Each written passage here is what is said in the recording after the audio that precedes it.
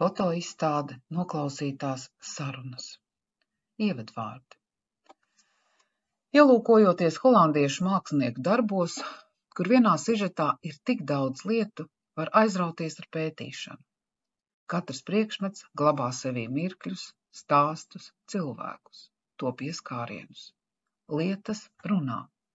Un mākslinieks, vai šajā gadījumā fotogrāfs, ir tas, kuram jāprot saklausīt, ieraudzīt.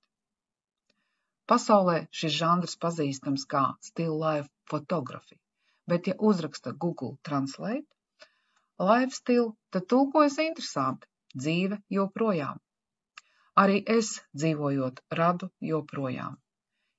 Noklausos lietu sarunas. Arī mani gadi ir kā klusā daba, kurā var vērot dzīves notikumus. Fotoizstāde tapus kā viena klusā daba. Kopš strādāju Ventspils muzejā, ikdienā stāstu vēsturi caur lietām. Tie ir apliecinājums kādam gadsimtam vai personībai. Ja lietas mācētu runāt, tad izstāstītu savu tapšanas procesu. Atcerētos ar īpašnieku kopā pavadītos dzīves mirkļus. Var jau būt, ka nākotnē mākslīgais intelekts varēs uzrakstīt kādu priekšmetu stāstu, to noskannējot. Galvenais, lai intelektuālais progress neiznīcina cilvēci, un daba patiešām nepārvēršas par kluso. Mēs esam īslaicīgas parādības.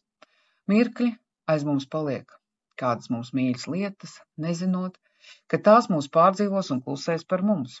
Ceru, ka tomēr kāds spēs ieklausīties blakus šajās sarunās un pierakstīt stāstus. Klusajās dabās pozējuši Ventspils muzeja krājuma priekšmeti, arī manu tuvāko cilvēku atstātās ikdienas lietas.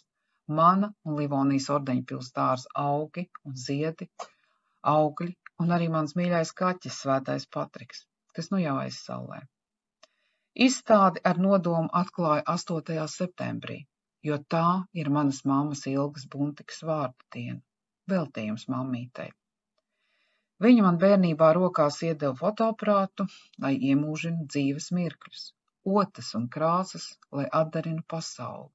Jubilejas gadā atskatos un saprotu, ka esmu sevī izstāstījusi mākslā, scenogrāfijā, režijā, pēdējā laikā vairāk fotomākslā.